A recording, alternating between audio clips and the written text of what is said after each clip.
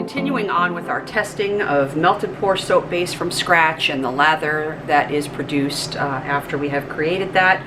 Let's take a look at what we've done so far, where we're at, and I'll tell you where we're going. So you guys were with me, well, you weren't really with me, but you were kind of sort of with me when I was telling you about the clear melt and pour soap base that I made, and that was based off of a recipe that I had found on the internet all over the place, YouTube, on the web, different groups on Facebook, what have you. And this is what it produced. So you can see my fingers through here. You can also see how bendy this is. Now this is a couple weeks old already.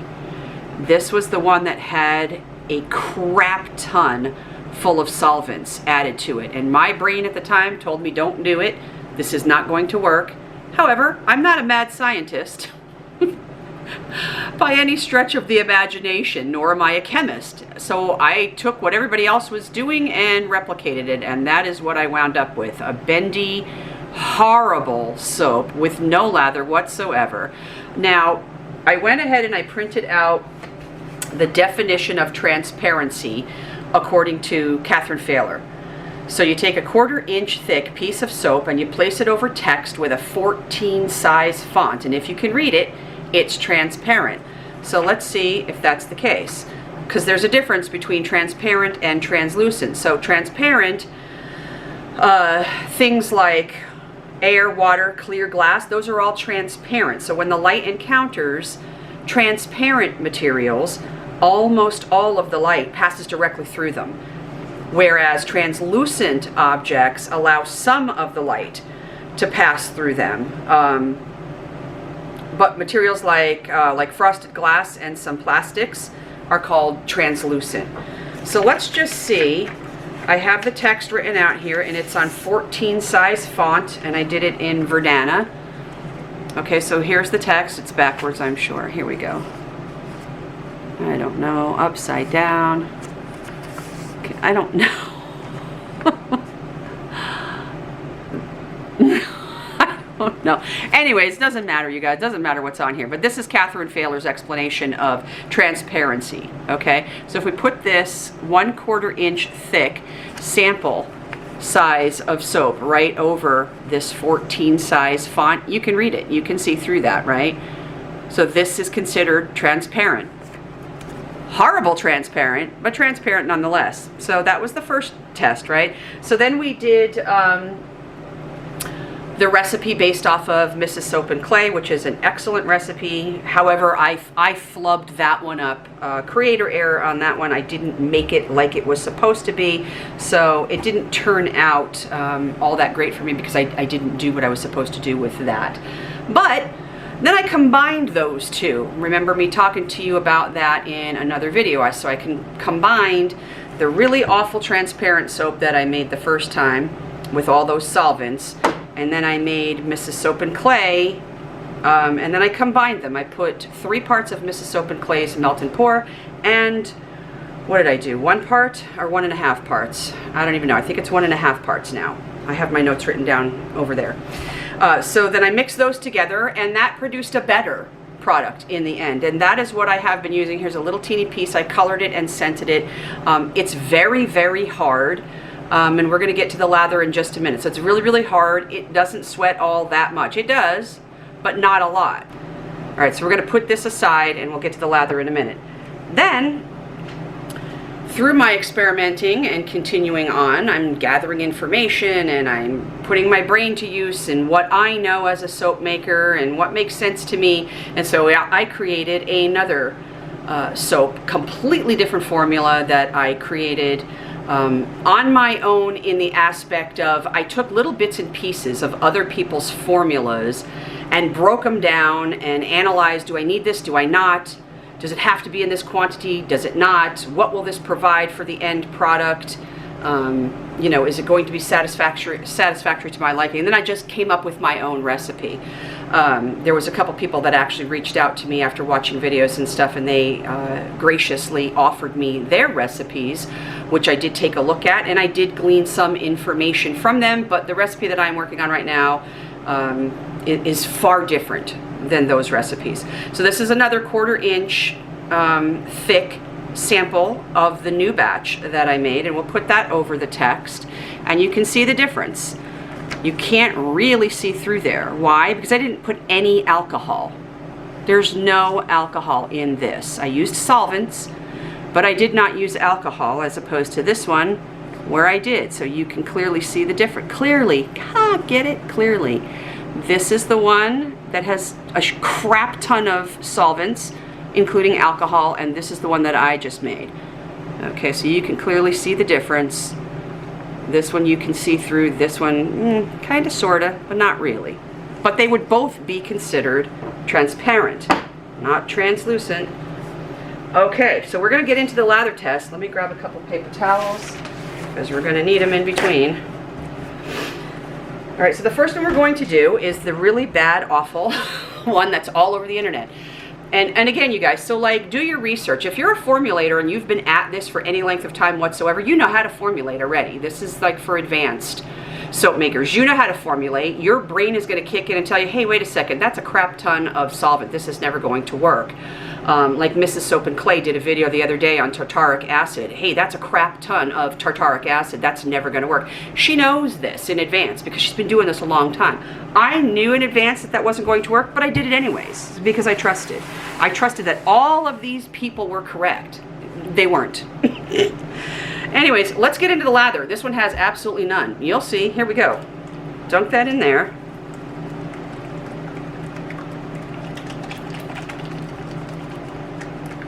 I mean, it's got some lather. There's like no bubbles. None. Zero. It's more of like, I guess, a creamy, I don't even know. It's not even a lather, you guys. I don't even know what to call it. I really don't even know what to call it, but whatever. All right, so let's try to work this into something. See, there's nothing. You know what I mean? It's just, there's nothing. Now, on the plus side, it does feel lovely on my skin. It does. It feels lovely. But there's no lather. And it stinks horribly from all of those solvents. I mean, bad. All right, so that's that. Didn't like it. So then I took that and I mixed it with the batch that I made based off of Mrs. Soap and Clay's recipe that, shame on me, I did not follow. I followed the recipe, I did not follow the technique. The recipe is perfectly fine. The errors came with the technique, the way that I did it. I didn't do it properly. Anyway, so I took this horrible one and mixed it with Mrs. Soap and Clay's, and I got this, which again, I have colored and scented this. It's just a small little piece. So we're gonna see what the lather is on this one. It's a little better. At least you can tell that there's bubbles. You know, there's actual lather happening.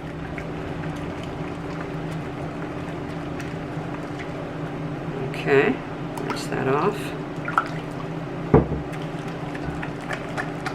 So you can clearly see that there's something happening. There's something more than what was happening with the translucent, or I'm sorry, the transparent. There's a little bit more.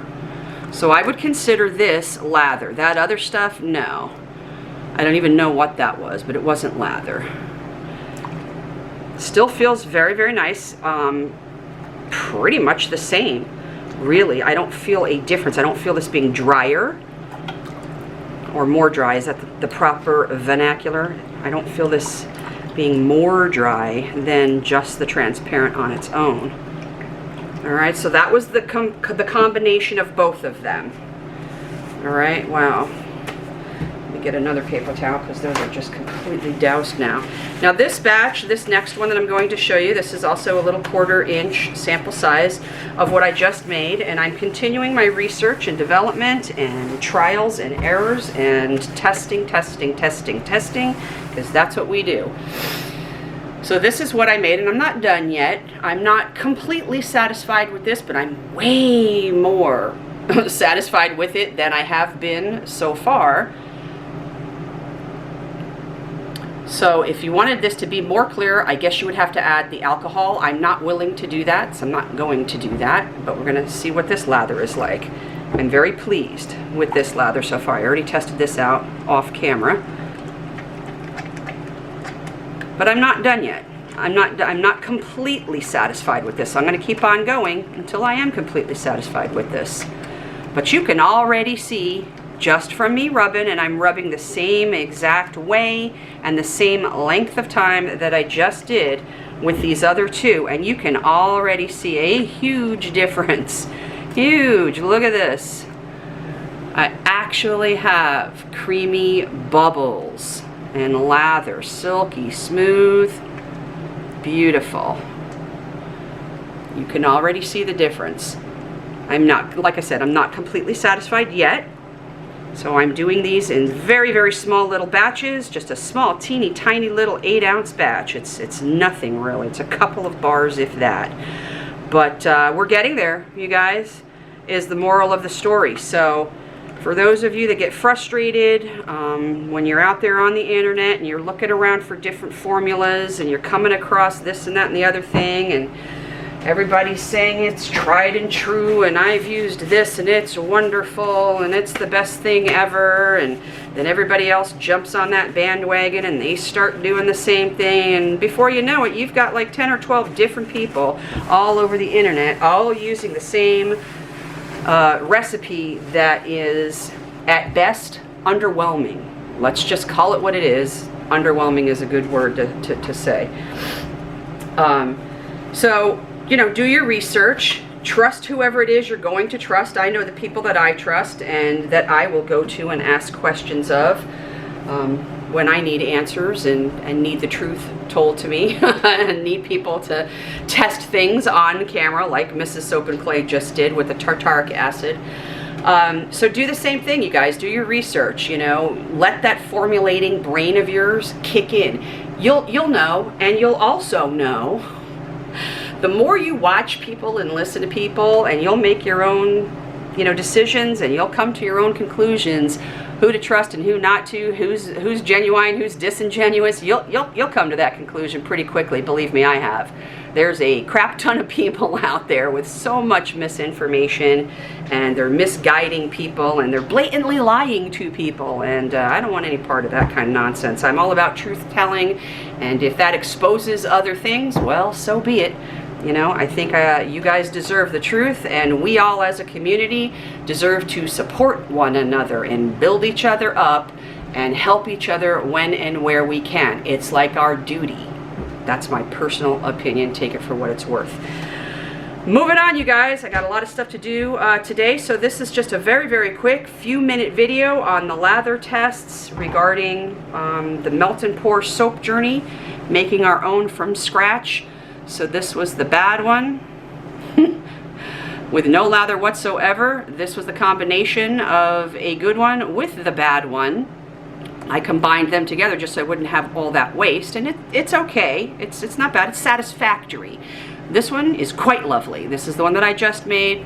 It has nothing to do with either one of these two, and this is the best so far. But I'm still not quite happy yet. I'm getting there, and I'll let you guys know when I do, and I'll share it with you, okay?